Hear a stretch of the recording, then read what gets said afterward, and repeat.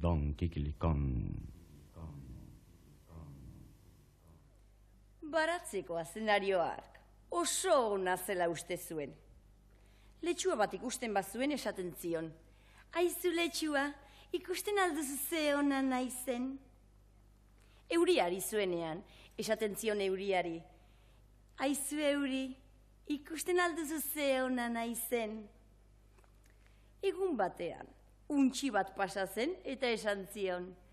Aizu untxi, ikusten alduzu ze ona naizen.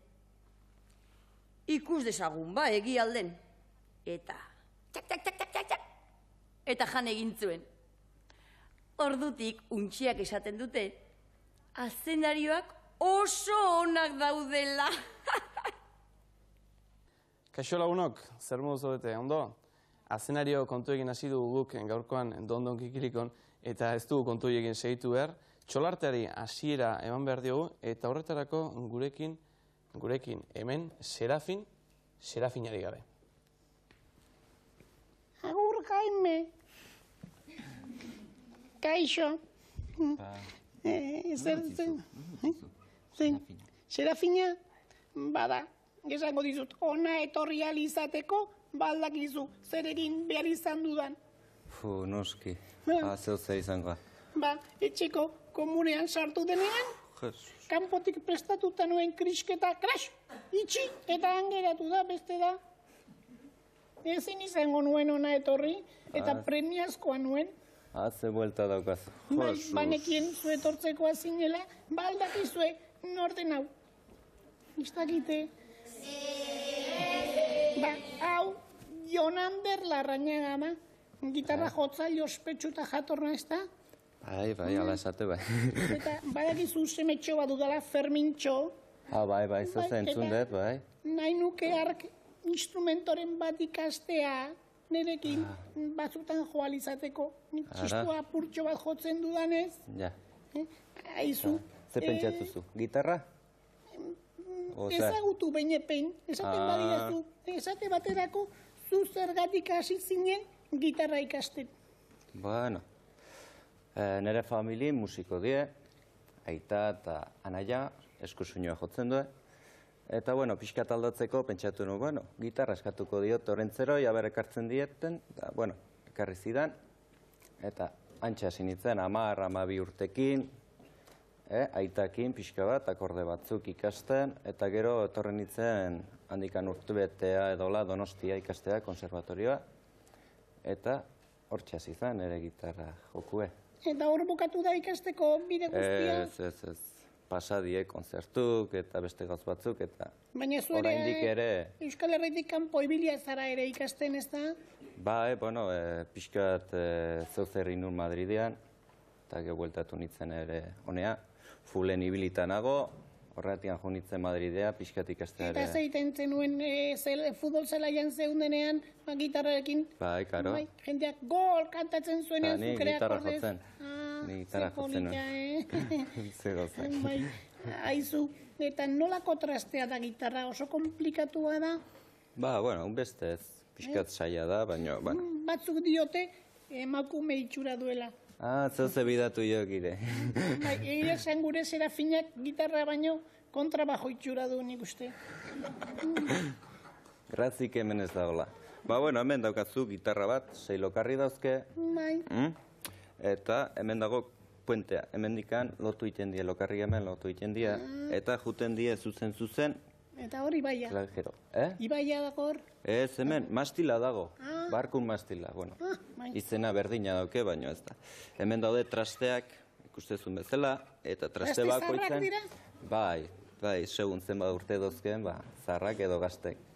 Eta hor daude notak, horren barruan.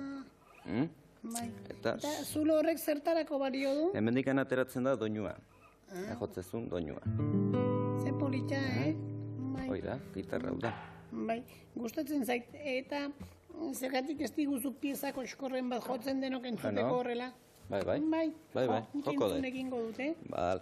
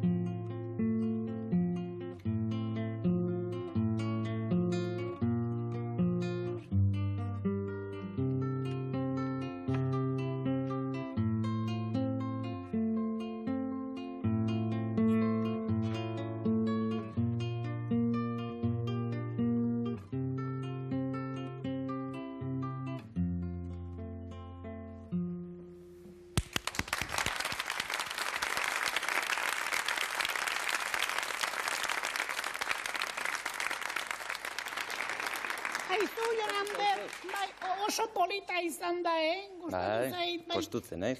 Aizu, beste gauza bat.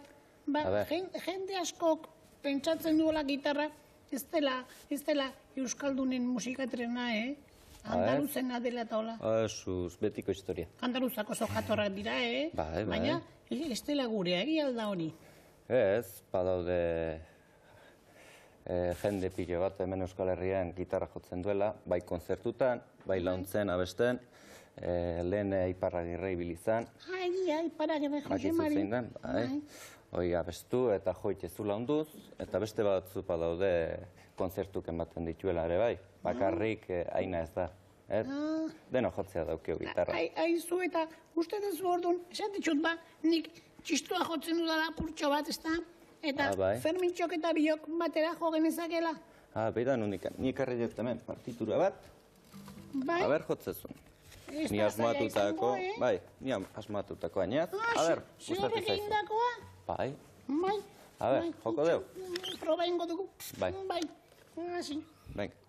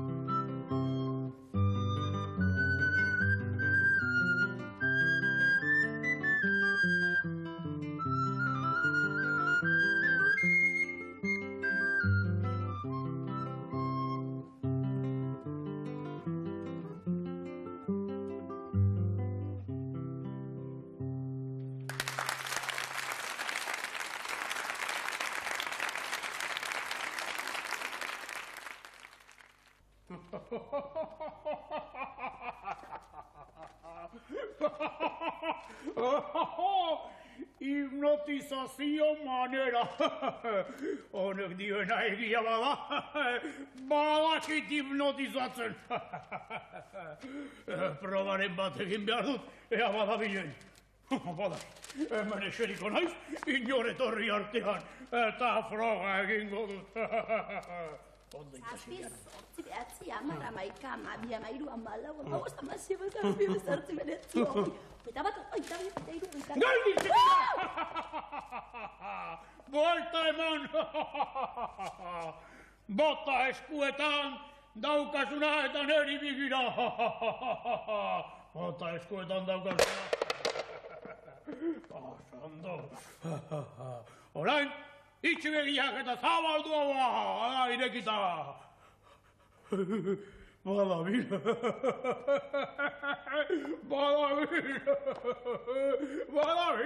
Badakit hipnotizatzen. Jaso eta alde egin dezakezu.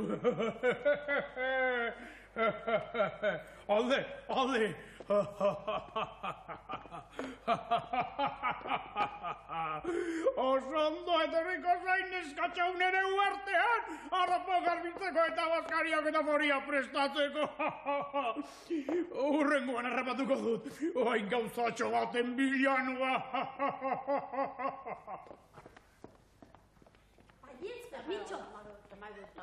Begiak itxi eta hoa irikitzeko esan dit. Noski, hipnotizatu nahi zintudan eta... Hipnotizatu? Ba, hipnotizatu!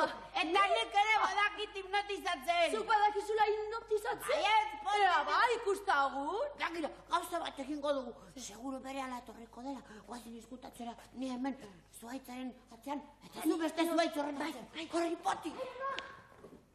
Korri. Uste dut badatorrela. Hemen nago horri nire gauzatxorekin. Eta, non da neskatxori? Neskatxa! Neskatxa! Neskatxa! Berrendama, ika berrendama, bi berrendama, iru berrendama, lau berrendama, bost berrendama, sei berrendama, zazpi berrendama... Kaixo! Gaixo, nahi aduzu berriz ere jolas gaitezen lehen bezala. Bai. Adargi. Batatzen zuri orduan. Geldi errete, kapitaina! Ai, ikusten! Egin zilipurdi orain! Bai, jauna, zilipurdi egingo dut.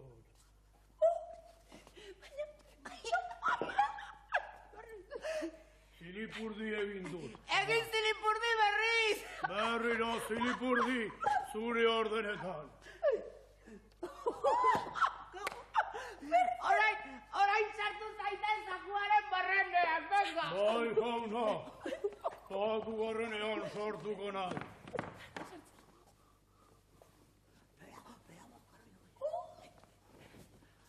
Korri, lotu dezan. Nik ere ikatuko dut. Tori, egin gora piloa. Baina bere bakarrik sartu da. Guazen hemen pirata usaila dago, jagozen!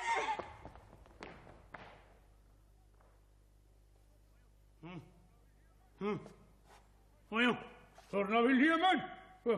Baina, atara nazazu hemendik. Baina, azuerroke kapitaina naizela. Neure marinela. Atara nazazu hemendik. Atara, abrodajera.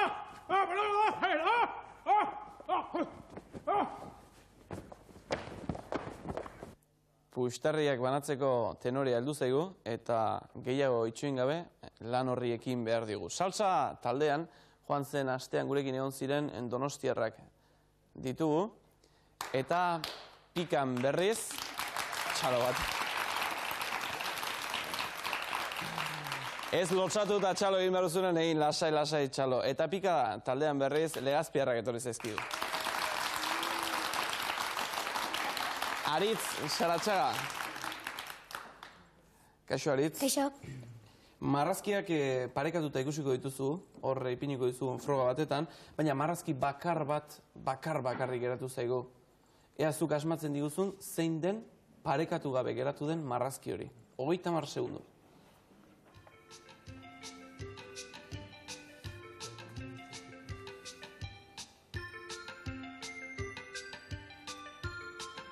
Goraiziak. Goraiziak edo hartasiak ederki erantzuna. Eta 10 Puxtarri zuentzat. Jon Sagastume. Jon Sagastume sekulako mutiko alea dugu. Pikako parteidea zuk idatzi zenuen, ez da, Jon? Bai, zerratik, etorri nahi zenuen? Bai, jolasteko, bai. Edo sari ere matera mateko? Hori, bai. Zen sari? Pianoa, baino. Piano eraman nahi duzu? Behondeia da. Balan desente egin marko duzu, baina esitorik arrakastarik handien haupa dizu. Zuk antzeko froga bat izango duzu, eta marrazki parekatuta egongo dira zenbait, baina bakar bat izango da sol-soilik geratu zaiguna, eta hori asmatu beharko diguzu. Asmatu edo harrapatu. 30 segundo.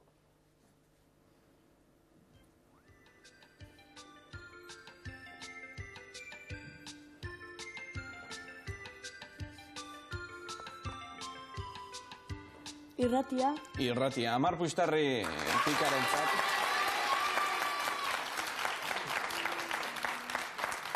Amar Puxtarri pikarentzat eta Aitor Zabaleta. Kaixo. gure entrenatzailea. Gaurkoan ipiniko dizugun froga, 4 personen hitzak izenak erakutsiko dizkizugu, eta izen horietan bertan jartzen du zein ogibide duten persona horiek. Ulertzen dira zuzta? Personen izenak eta zein ogibide duten bertan jartzen du. Horixe da galdetzen dizuguna eta 45 segundutan asmatu beharrekoa. Denbora.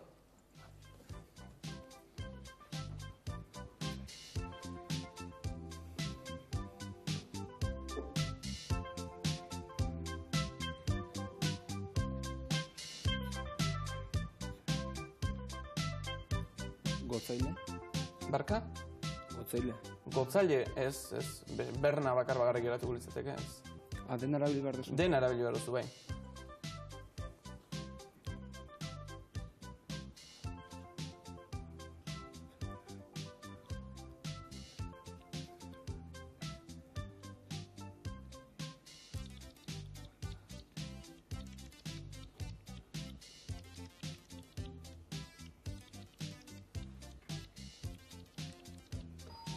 Demorak adios egin digu, lau abaldak izkizu. Bakar batera ez, horretan ontziko du. Ikustagun zeintzu ziren erantzunak, gobernatzaile, hotelari, argina eta cappuccino.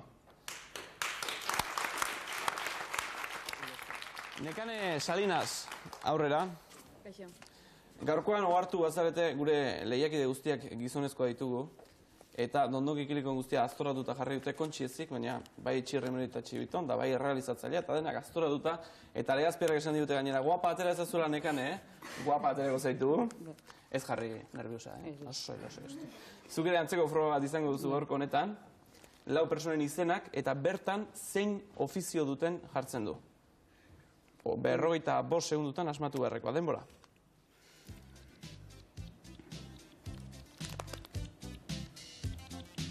Nekazari. Nekazari. Paiazo. Pailazo. Islarikuntza. Ea? Islarikuntza. Ez da zuzena islarikuntza. Hortxe da baina. Hizkuntzalari. Hizkuntzalari.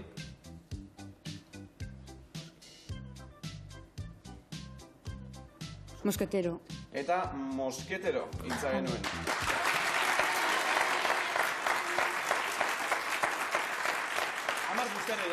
Pikako lagunentzat, eta Juan Antonio Sorazu. Futbol entenitua dugu Juan Antonio, eta futbol araudiaz galdegingo diogu honetan. 10 galdera, eta honako hau lehenengoa. Arbitroak partiduaren lehen zatiari amaiera eman dio, aldageletan dagoelarik erlojua geldirik duela eta lehen zatiak behar baino 10 minutu gehiago iraun duela ohartzen da. Zema demora iraun beharko du bigarren zatiak? Berdina, 45 minutu. Zuzen da beraz, berdin iraun behar du eta. Arbitroak arte arean edo area txikian eta erasoan dagoen taldearen alde jaurtik eta ez zuzen bat agintzen du. Ate arean, are txikian, erasoan dagoen taldearen alde jaurtik eta ez zuzen bat agintzen du. Sake egiteko prestaketatan direla, ohartzen da arbitroa partidua amaitu dela. Jaurtik eta egin behar aldago? Bai. Penaltia bota behar dute. Ez da horrela. Penaltia, barka, ezin du gontzat eman. Galdera ulertza ez duzune, mesedez, esaidazu, ez duzula ulertu. Etzen penaltia galdetzen izuna bezik, jaurtik eta ez zuzen bat. Jaurtik eta indirekto bat. Indirekto ez. Ez, baina, hortan utziko dugu, oker. Lasai galdetu, ulertza ez didazunean. Bote neutral bat atera, baloiak lurra jo, eta inongo jokalaririk ukitu gabe, ustekabean, arbitroak jo, eta baloiak gol. Nola jarraitu behar du jokoak? Ni uste du gola sartu behar du. Errepikapena ingo dugu. Bote neutrala atera, baloiak lurra jo, eta inongo jokalaririk ukitu gabe, arbitroa jo du ustekabean, eta gola. Pues gola da. Ez da horrela.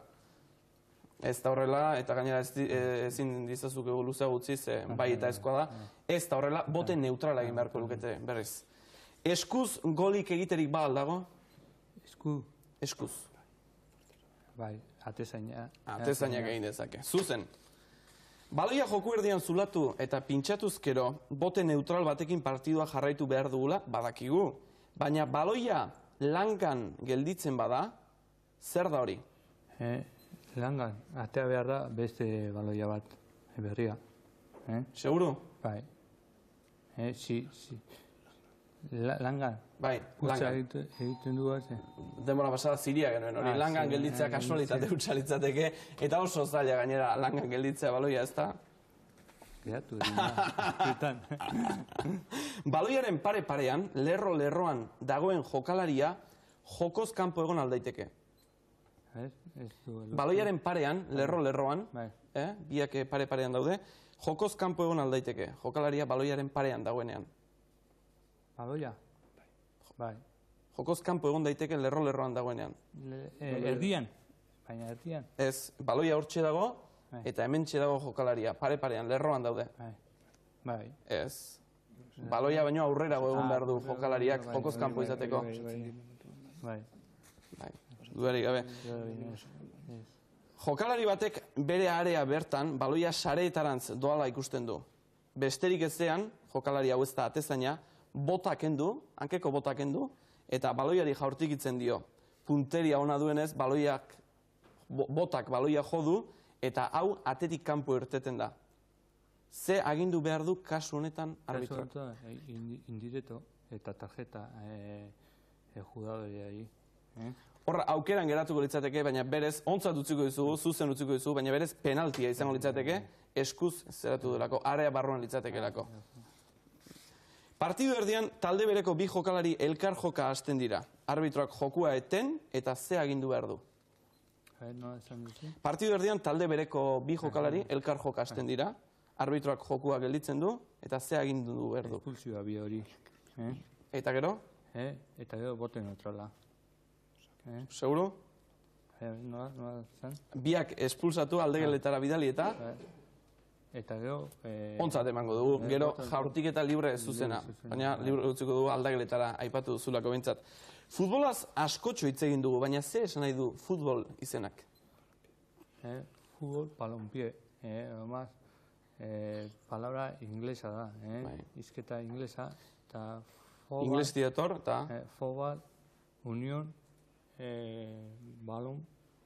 Oina eta baloia, fut. Oina eta baloia. Eta azken galdera.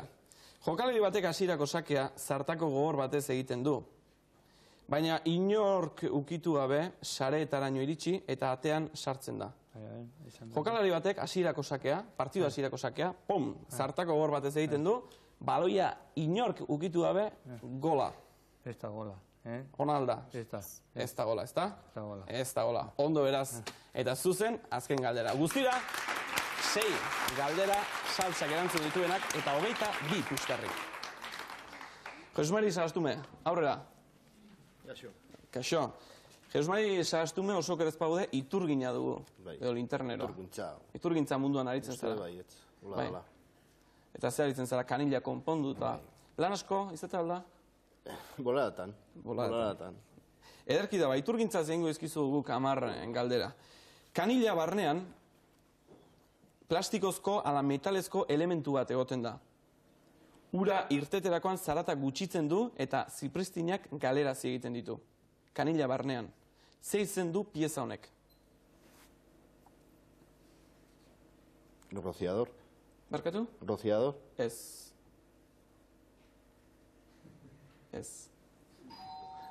Rompetxorros ditzen diote zeran. Espainiako oinarrizko normali lotzen bagatzaizkio, nondik behar du izan bide batetan ur sarrera. Betik ala goitik. Bide batetan ur sarrera Espainiako normei. Goitik. Betik egitea debekatuta dago eta. Zuzen. Iturriez ari garela eta zer da fluxor bat? Fluxor bat, da aparato bat, zapaltzen dala eta irtetzen da kantidade batu de, adibidez, komunentzako, bidetentzako, urinarion batentzako. Zuzen. Ondo. Oraindik zailago, zer da nahasle termostatiko bat? Nahasle termostatiko bat, bueno, ertortzen da ur beroa eta ur hotza, eta da aparatu gailu bat, nahazten dala, automatikamente irtetzeko temperatura egokie. Zuzen, beste bipusterri. Gale, eskerrik asko. Esan berri dugun kanila, nahasle termostatiko batetan, kanpotiko ur beroa ze temperaturara etor daiteke gehienez. kanil horretara, kanila nahasle termostatiko horretara, ur beroa ze temperaturatan etor daiteke gehienez. 60 grado? Ez. 60? Ez. 85? Ez. 80 gradu. 80 gradu. Iturri eta kanilez ari garen antzera, ura, bide, bainera edo arraskara iritsi zaigun bezala, alde egingo digu ondoren desaguetik, isurtegitik. Demagun, bainera batetan minutuko 6 litro sartzen direla. Minutu batetan, bainera batetan, 6 litro sartzen dira. Isurtegitik berriz, eta dendan eman dizkiguten instrukzioen arabera, 6,2 litro irteten dira. Ordu erdia daramagu dutxan eta dirudienez minutuko litro bat pilatzen da gure hankazpian. Ze komeni da egitea? Siria. Siria, noski. Esan behar egitzen. Esan behar egitzen, ez da? Zuzen eta bipusterri. Siria zen noski, baina orain serio gatoz berriz ere. Gure isurtegiak duen tapoia guztiz ontzat saldu digute. Oso ona dela esan digute. Zer? Desagueko tapoia. Hala ere, nabaritu dugunez, orduko litro erdi galtzen du gure lababo beteak. Lababoa beteta daukagunean, tapoia jarri, eta orduko litro erdi galtzen du. Benetan ona alda tapoia hau. Litro eta erdi? Ez, litro erdi. Litro erdi? Ez. Ez da ona? Ba, guri dioskutenez, bai, ona. Ez omen daiteke txartzat jo. Oraindik ere, ez da on honetako, baina tapoi ona konsidera omen daiteke. Asko dira taberna batetara iristean ardoa seltz, urez edo sifoiz nahasturik eskatzen dutenak. Baina zuen ofizio honetan zer da sifoia? Sifoia? Bueno, lababo no fregaretan lehenengo jartzen da sifoi bat, bueno, sifoi bat da o plastikozkoa o plomozko tubo bat, egiten dola funtzioa ez etortzeko usai... Kiratsak eta ez da iztezen, torre, zuzen, bibusterre gehiago. Etxeko tuberia jartzera goaz orain. Kobrezkoa jarri du gainera urberoak pasa behar duelako. Baina non jarriko ditugu tubo honen hormarekiko euskailuak. Pentsatu tubo aereo badela, etxean ipini behar duguna, non ipiniko ditugu tubo hau eusteko trasteak. Horman eusteko trasteak. Kobrezkoa? Bai. Bueno, ni lehenengo izango izu gauza bat, ja debekatuta dago kobrea jartzea. Ah, bai? Ja, uste dut Ipar Ameriketan eta Inglaterran eta guain hemen, hasi dela debekatzen kobrea. Baina nun ipini behar dira. Nun ipini behar dira? Bai, baina bada kontu zibiliareko zerbait. Ez kurban ondon? Bantxe bai jarri dazula. Erantzuna zuzena, abipustare gehiago. Demoraz kanpo, baina tira. Azkeneko galdera dugu hau. Gauza askotxo esplikatu dizkiguzu, baina agian asko gelditu dira iturri batek, edo hobe esan, iturriaren kanila batek ze pieza dituen jakiteko egarri. Ze pieza dira horiek, kanilaren piezak? Pieza denak? Batzu. Presastopak, gomea, gomen asintoa, gero goiko zea, mariposea, emeliozorea, beko emeliozorea. Bale, seguru gara, bi bustarre gila.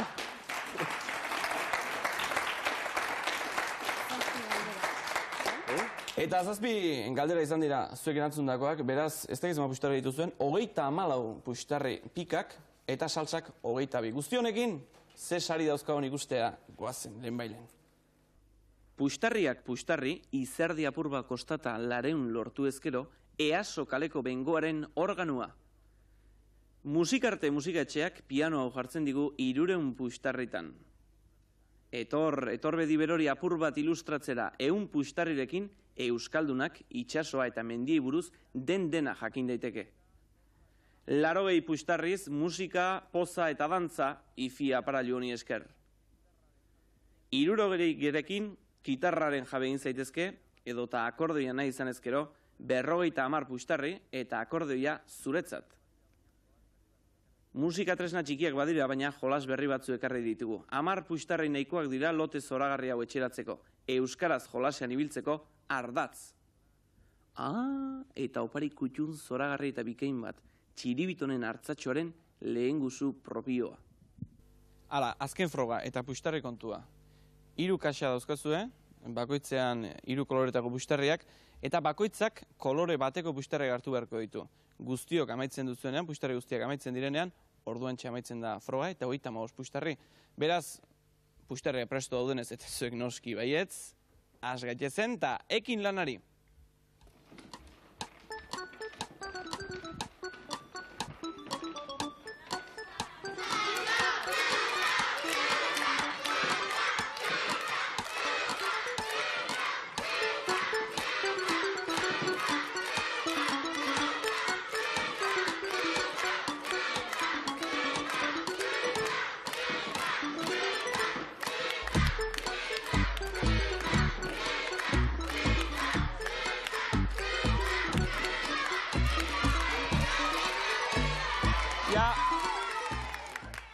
Lehen da bizi amaitu dena salsa izan da.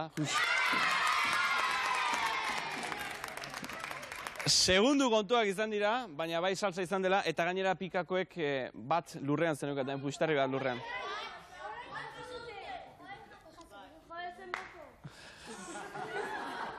Tira, baina da ere segundu kontua zen, eta salsa irabazle gaurkoan.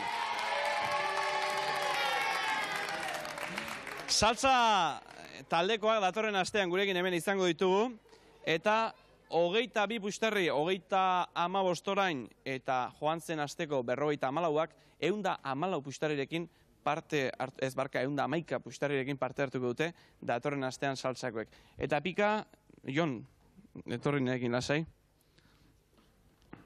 Zer zaten zuen, ke zer? Ke moko. Zeba, hori esaten da, gure garaitan esaten zen, ke morro. Orain ke moko. Baina, lehen hau amaitu dute beraiek. Baina ez lurrin balin bat zeon. Zuek ere bat lurrean zeneukaten, beraz, empate. Bale, empate, venga, berri. Baina, segunduek irabaz egiten zuten, ez pikatu motel. Pikako aizeta, noski, normala ez da. Ez, lase ardezagun, eta apustu egin dezagun. Apustua idaztea eta sekretua da, ea ikustagun zema puxtarri dauzkazuen,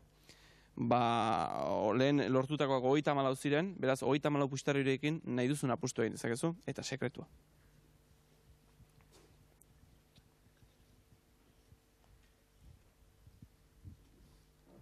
Listo? Txirrimitoiari bueltak ematea tokatzen zaigu, venga.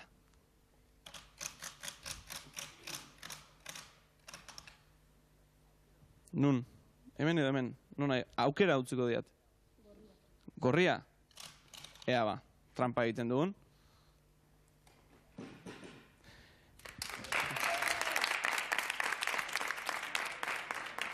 Txiribiton agertu da, txirri hortzen, mirri ere, orain artekoan apustua irabazi izan da, segun eta zenbat apustu egin duan, erakutsi. Orain bai, behondeia, 34 puxtarri, eta guztira, 78 puxtarri, zuen eskuta mintzat, 34 eta 78 gure legezarreta mintzat. 78 puxtarri, eta gero ikusiko diau zesa iramaten duzuen dena den Txirri Mirri eta Txiribitonen irudiak, zirtzart diskoa, txokolateak. Piloka, gainera, txokolateak. Hortzei ez dakit kalte handirik ez dute egingo hauei, Mutiko ni oso etorriko zaion, ikusten da txokolate eztalea dela. Sprint joko bat, eta ilustratzeko, etortze utzagatik, etor argitaletxearen mendiak argitaldapena. Eta gero erabakiko diau, 78 puxtarrirekin, zesari eraman, konforme? Oain, Txirri, iruditzen mazaik, zergatik ez du gure telebista propioa piztutzen? Bai, erabat ados nago. Ea, piz dezagun gure telebista. Eta orain azken orduko berria, gure bulegoetara iritsi den azken orduko berria. Errusiar zientzialari batzuk Martetik datozen soinu seinale batzuk antzeman dituzte. Katu marraoen modukoak, otso oiuak edo Peripkov astrologo famatuaren hitzetan. Mundu osoaren harridurarako soinu arrutz horiek Marten bizitzarik badagoela adierazten dute. Bihar Marte helburu duen espazio untzi bat irtengo da, astronautek eta zientzialariek osatzen dutelarik tripulazioa hain urruti dagoen planeta hartan gertatzen dena argitzeko. Eta pasa gaitezen orain eguraldiari buruzko informazioaren berri ematera. Aitu alduzue, Marten zamorrotxoak omen daude. Ziur, Txiribitonen lehengusuak direla. Alto. Oraindik ziurretzekitek susmoa besterik ez dituzte, eta horregatik doaz ikerketa egitera. Nola gustatuko litzaidaken? Marterako atea. Akordatzen alaiz, ilargira joan ginean. Eneiz bakordatuko, Mirri. Zergatik ez gara? Tortolikan joaten Martera! Ez. Tortolika gauza baliotsua da guretzat eta enuke arriskatu nahi, ez. Hain polita izan ziteken. Zenolako bidaia, Mirri? Paisaia ikusgarri horiek. Eta zerua hortz guztia. Xarrez betetan niz eta niz egiten. Ze? Berriz ere hemen gaituk. Txiribiton, gu poesia sari eta ijan kontuetaz. Ez alaiz konturatzen, Txiribiton, beste gauza interesgarriak ere egon daitezkela hortzean. Izugarria. Ez du kontuatzen isertan ez.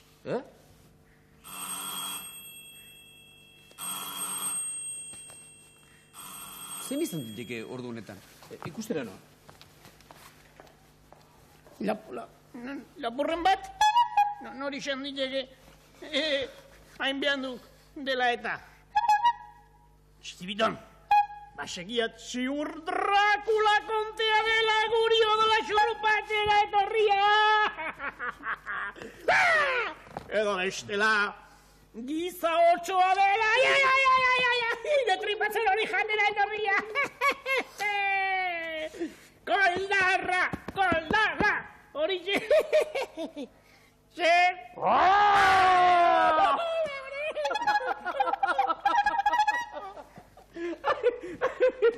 Baina, zeintzen hemen, koldarra eta beldurti. Brometan ari ninduan, txantxetan. Begira zer daukadan hemen. Ta hori zer da? Telegrama bat. Eta nola dio telegrama zar horrek? Eserita, bestera konortea galduta geldituko zela. Begira, zer dion, zer dion. Txirri, Mirri eta Txibiton, stop. Marterako bidaia espazialera gonbidaturik stop. Stop? Behar zaituztegu, stop. Arriskutsurik bizi balitz, zuek farre egin eraziko diozue, stop. Beraiek lasaitu eta hitzegin ahal, stop. Stop. Zatuzte mesedez, stop. Stop! Poetea bihar irtengo. Zatuzte azkar, stop. Stop! Errusiar zientzia eta hortze ikerketa elkargoa. Stop! Zer iruditzen zaizu? Zer iruditzen zaizu, Marteko bidaialeko gonbidatu ite gaituzte. Eta, hau, sinistezina, benetan. Arriskurik balego ditzen gaituztegu? Jakina, mamutzarren bat agertu eskio, guk farrekin jasiko geniakik, eta listo. Eta ez hori bakarrik, koetea esate baterako indarrik gabe gehatzen dela, Txiribitone puskarra horietako aboteta, arreazion.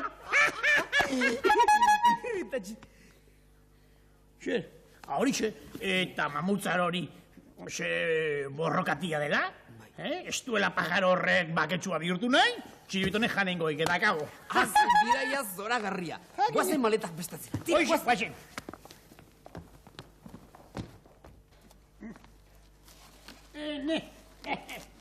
Honek gutxenez 1 kilo pexetzen dik. Hago lasai, Mirri. Gero, espazioan. Graviteterik ez dagoenez, ez dik bat ere pixurik izango. Guzti harina izango da. Txiribiton! Bale txuria ematen duk. Mobidik! Nolako txura! Onduz! Egunon, jaunak. Ni perriko zirrakaslea naiz. Eta berra koete burro duzue. Natalia Sudurroza komandantea. Ego Txirrimirri eta Txiribiton. Zuen esanetara. Guazen, prestena? Oxigenoaren martxa begiratu alduzue? Ez. Espa. Oxigenoaren martxa begiratu behar duzue, funtzionatzen duen. Bai. Ea. Badabil? Azkar. Primeran! Oso ondo! Nolako aire goxoa! Oxigeno hutsa da. Onena! Eta zu Txirribiton? Utzira zu. Utzira. Txiribiton, kontxo! Ea irrerrik atera. Ez da, irrerrik ateratzen. Bombona, ikusagun bombona. Baina txikio ikusten, dira. Utzio gituzten. Xeru hemen. Bombona. Zerdo! Zerdo! Txorixoak! Beno, guazen, berrandu data. Ez deo txiribiton aldatzerik. Txiribiton beti bezala. Guazen, txorizero. Aurrera.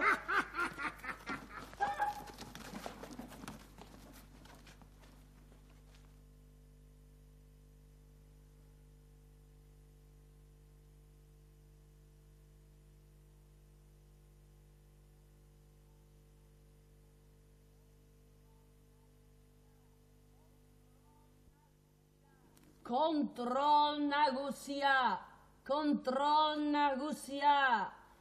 hemen bailazo bat, dena prest.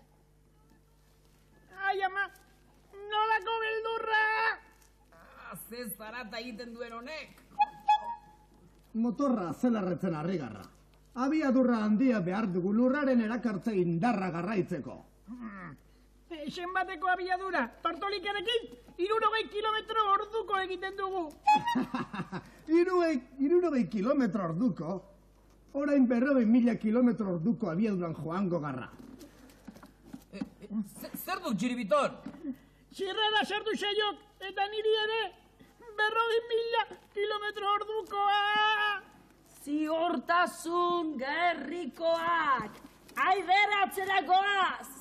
6, 5, 4, 3, 2, 1, ospagora. Zuek ere inglesez ikasi alduzue. Perestroika!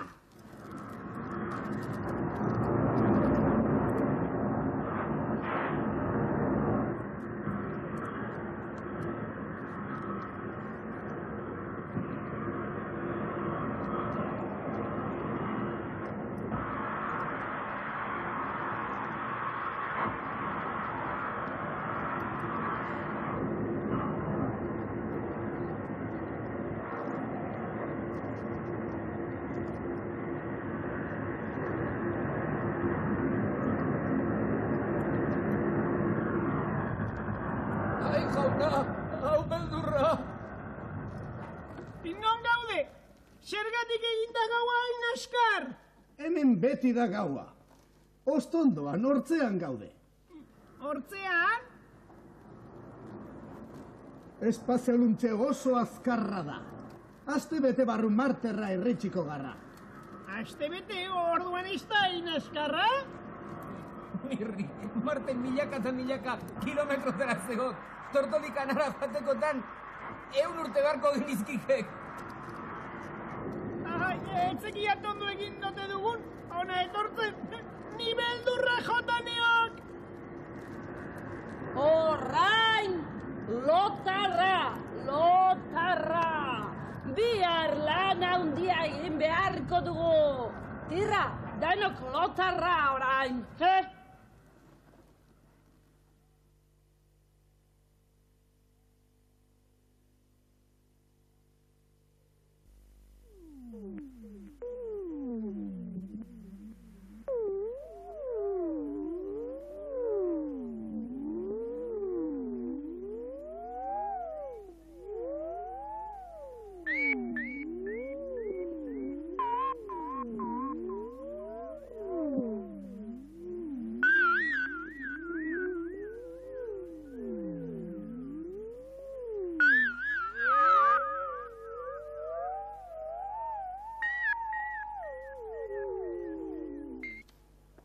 Nolako logela polita dauzkaten espantzio untzi hauek, Eta begira, norberarentzat badaukagu leihatila bat hortze guztia ikusteko, Ze polita!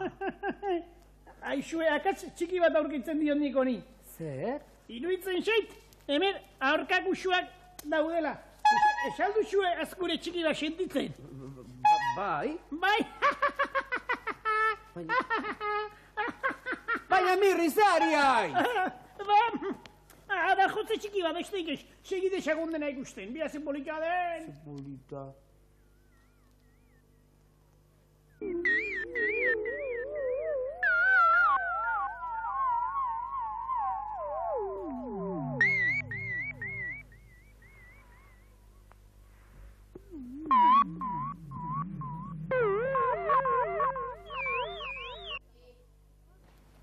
iristeko zorrian gaude. Altxa, presto mugitu zaitezte tira. Baina oraindik esalda gaua. Begira, Marte gero eta handiago ikusten da. Noski ba, iristen gaitoketan, Mirri. Eta, aixu, eta handagoen ura zera, arrautze prejitu itxura duen ura esatzen da. Arrautze prejitu. Ba, Urra, Saturno planeta da.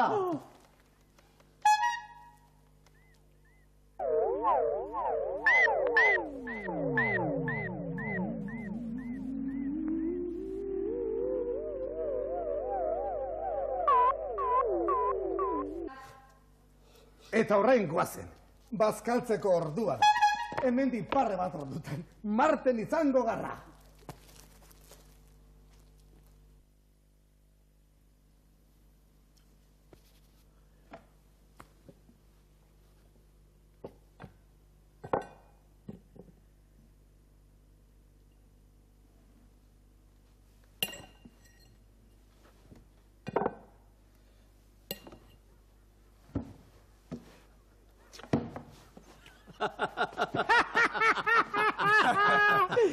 Txiribiton! Espazio nola jaten den ez duzu oraindik ikasi? Txantxa bat besterik ez zuan, motel.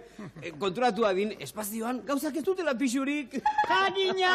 Eta orain, guazen jatera, goxeak akabatzen nahuela bai dago. Zer nahi duzue? Lehenengorako, arraiz sopa edo entxalada. Nik entxalada. Nik sopa.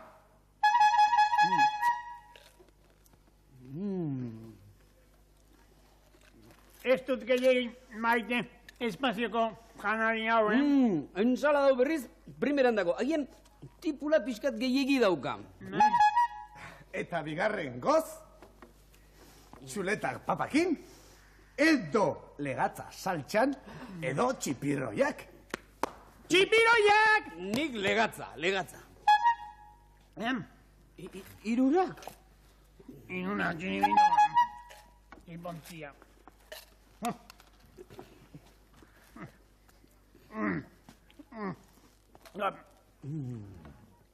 Okatu egingo zara. Okatu egingo da. Oso gozoa. Nahi duzuna. Gezurra badirudien, pastilla hoe benetazko jana bezain beste betetzen dute. Abixatu hau txiribiton. Hain tripako mina? Apastillatzen.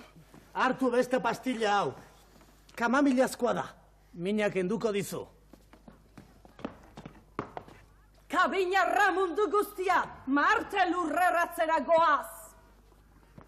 Ai, ama! Beldurra jota nago! Ziur, milaka marziano dagoela gure zein gu jateko! Ez larritu, marzianoak badirra, zure adinako beldurra izango dute. Aixu, normala da, ni bildurra izatea marzianen gandik, Jakina, haiek berdeak direlako eta antenazko zita, eta lako sudurrekin.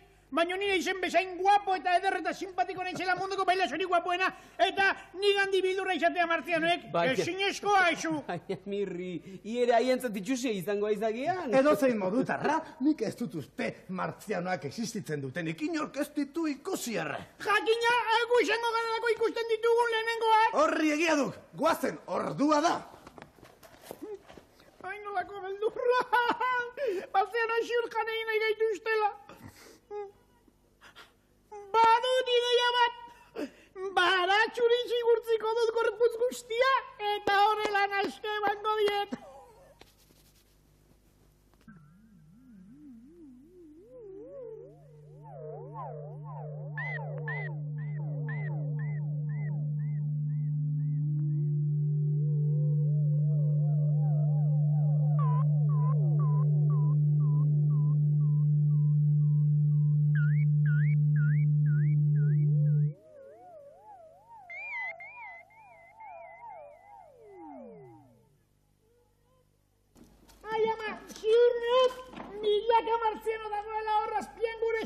Tira, Mirri, txiribiton, ez zaitezte horrein kakatiak izan.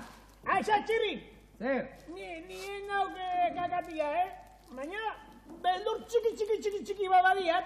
Arrazo bat dugu. Eskailera ekartzea ahaztu zaigu. Bota egin behar dugu. Aixu, Atilak egin dezala salto, Nik ez dut egingo baina pein. Lasai, Mirri, hemen ez dago garrabitaterik. Badago! Marten badago grabitaterik! Badagola? Orduan salto egin eskero, grabe gehatuko gaituk. Ez da pentsatu ere. Itxoin baseukiak ideia bat. Atxeriton, begira nire oiaskoa, Begira, hori itxoidak, nolako pena. Uste? Onkun deskiribiton. Retroika!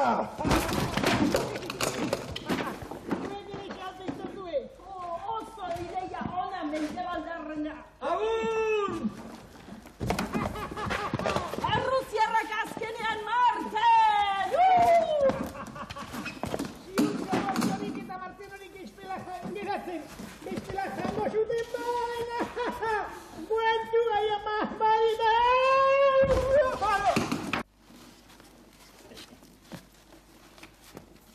Lurrean entzuten genuen soinua edo zarrata handik dator. Bilagailuak eramango gaitu. Aixu!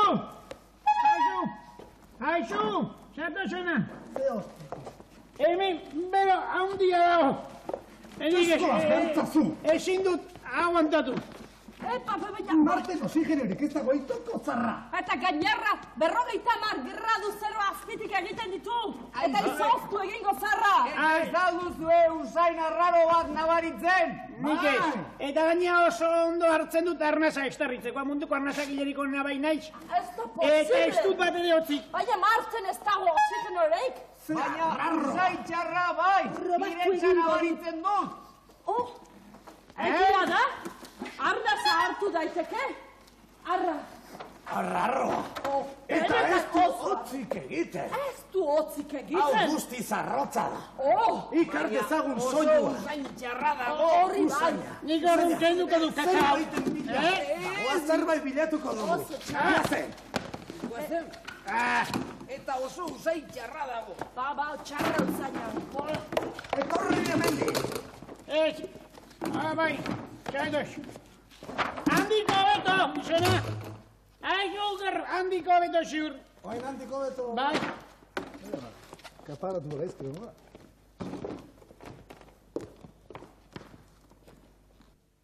Kendu, gaurkoz nahiko da, eta atorren astean segiko dugu telebista ikusiz, eta orain badu zer eginik izan ere, Legazpiar hauek 78 pustare lortu dituzte, eta hemen txegabiltza ze sari nahi ote duten edo erabaki nahian. Jon, ze sari nahi duk? Ifi musika katea, baino 78 fustarrekin ez da jatzen. Ui. Eta ifika, kompromeso handi batetan jartzen nauk. Ikustagun.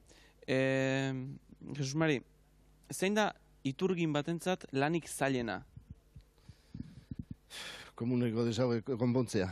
Euskal Telebistan bat baino gehiago bauzkagu. Beraz, Euskal Telebistan komuneko desago guzti konpondu galdizki duzu?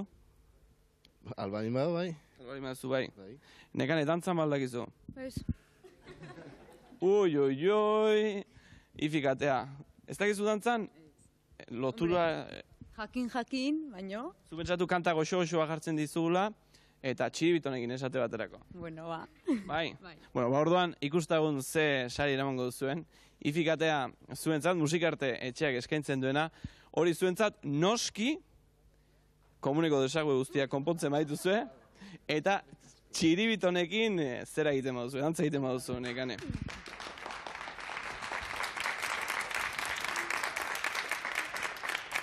Eta honen bestez, datorren asteko galdera bidali behar dizuet, aste honetan nik bidali eta zuek erantzun behar dizuena, baina aurreko irabazleak honako hauek izan zineten: Maider Alonso, Legitiarra, Nerea Carrera Etxarri Aranazkoa, eta Josu Zubizarreta Azpeitiarra. Aste honetan egingo dugun galderak iturgintzarekin ze ikusi izango du. Demagun, zuek baserri bat daukazuela, eta baserrian nahiko altu dagoela, eta behean errekasto bat pasatzen dela, eta baserrian urik ez daukazue. Zein litzateke baserri horretara ura eramateko modua? Galdera errazagoa uste dut, ezin litekela ipini. Erantzunak, Don Kikilikon, 625, postagutxatila Donostiara. Eta besteik ez, nekan etzaite zehaztutzen, ez da? Ez. Agur! Txibiton.